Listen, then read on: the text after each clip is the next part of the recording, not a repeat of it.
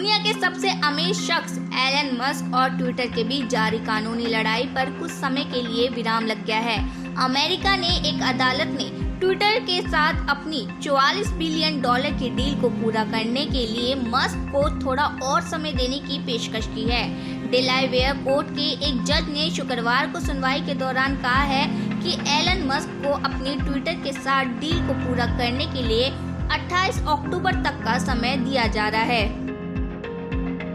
दिल्ली शराब घोटाले में ईडी की 32 जगहों पर छापेमारी।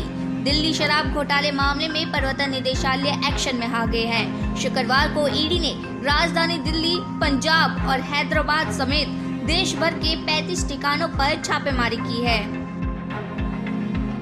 सूत्रों के हवाले से खबर है कि केंद्र सरकार ने सुप्रीम कोर्ट के मुख्य न्यायाधीश को नियुक्ति के लिए वर्तमान मुख्य न्यायाधीश जस्टिस यू ललित को पत्र लिखा है। जस्टिस उदय उमेश ललित प्रधान न्यायाधीश के पद से 8 नवंबर को रिटायर होने वाले हैं। उनके बाद justice Dhananjaya Y Chandrachud Supreme Court के वरिष्ठतम न्यायाधीश हैं। पाकिस्तान के प्रधानमंत्री शहबाज शरीफ ने गुरुवार को इमरान खान पर तीखा हमला करते हुए उन्हें सबसे बड़ा धोखेबाज और देश का सबसे झूठा करार दिया है। वहीं इमरान ने ऑडियो लीक विवाद में अपनी सरकार की संलिप्तता का जोरदार तरीके से खंडन किया है। कर्नाटक के बीदर शहर में कुछ शरारती तत्व पुरातत्व स्मारक महमूद गोवान मदरसा और मस्जिद में ताला तोड़कर घुस गए और नारेबाजी की। ऐसे कहा जा रहा है कि उन्होंने पूजा भी की। इस मामले में कई लोगों के खिलाफ मामला दर्ज किया गया है। पुलिस का कहना है कि मदरसा में प्रवेश के लिए ताला नहीं तोड़ा गया।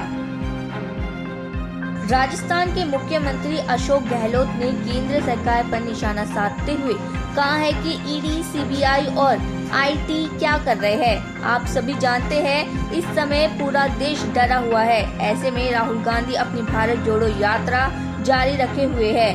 अब भारत को एक होना चाहिए, संविधान का पालन करना चाहिए। अब तभी देश आगे बढ़ पाएगा। दिल्ली में आयोजित अंतर्राष्ट्रीय सौर गठबंधन की 5वीं आम सभा में केंद्रीय ऊर्जा मंत्री आर के सिंह ने कहा है कि यूरोप में एनर्जी संकट रूस यूक्रेन संघर्ष का परिणाम है। ऐसी समस्या किसी भी समय आ सकती है, इसलिए हमें अपनी आपूर्ति श्रृंखला में विविधता लाने की जरूरत है।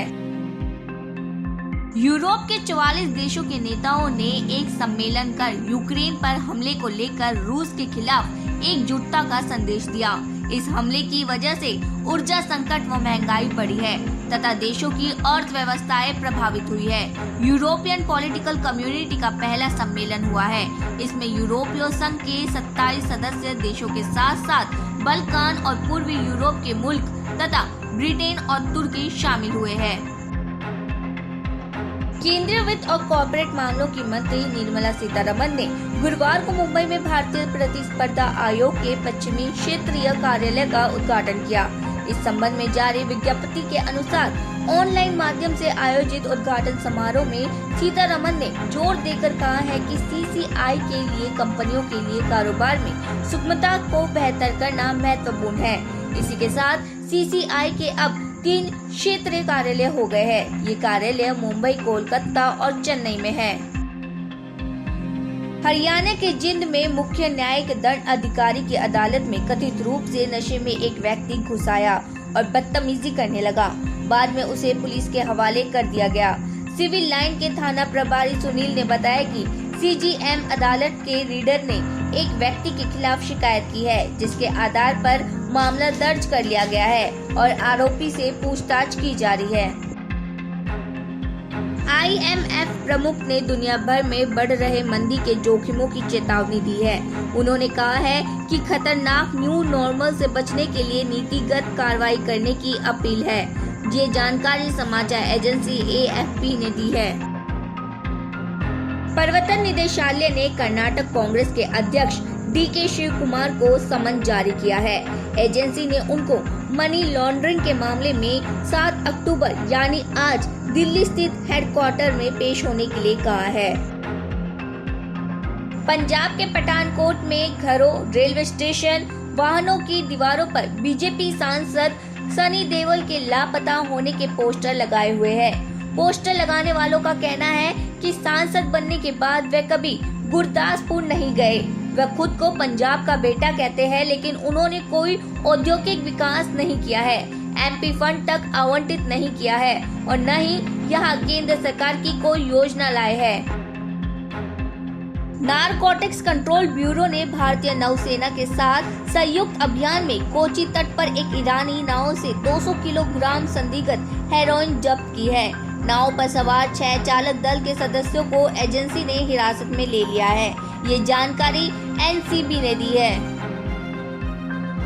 जिनेवा में संयुक्त राष्ट्र मानवाधिकार परिषद में श्रीलंका में सुलह, जवाबदेही और मानवाधिकारों को बढ़ावा देने के लिए एक मसौदा प्रस्ताव को स्वीकार किया, लेकिन इस दौरान भारत ने मतदान में भाग नहीं लिया।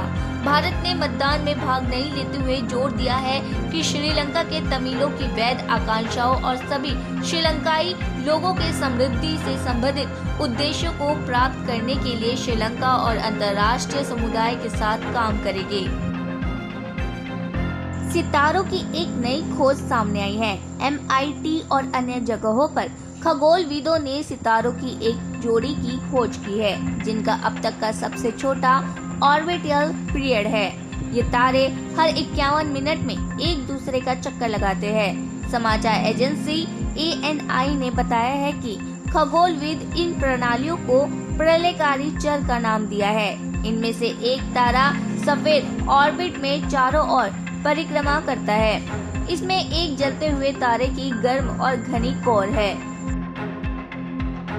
अमेरिका ने 22 वर्षीय महाशा अमीनी की मौत के बाद ईरान सरकार के अधिकारियों के खिलाफ गुरुवार को और पाबंदियां लगाई। अमेरिकी वित्त कार्यालय के विदेशी संपत्ति नियंत्रण विभाग ने ईरान में इंटरनेट सेवा बंद करने, लोगों की आवाज दबाने और प्रदर्शनकारियों तथा नागरिकों के खिलाफ हिंसा को लेकर 7 उच्च अधिकारियों पर वित्तीय पाबंदियां लगाई है। ईरान के आंतरिक और संचार मंत्रियों तथा कई कानून प्रवर्तन नेताओं पर भी पाबंदी लगाई गई है। जम्मू कश्मीर के शोपियां से आतंकी संगठन लश्कर-ए-तैयबा के सदस्य को गिरफ्तार किया है। उसके पास से हथियार भी बरामद हुए हैं। आम आदमी पार्टी के राष्ट्रीय संयोजक, दिल्ली के मुख्यमंत्री अरविंद केजरीवाल और पंजाब के मुख्यमंत्री भगवंत मान 2 दिवसीय गुजरात दौरे पर 8 और 9 अक्टूबर को रहेंगे।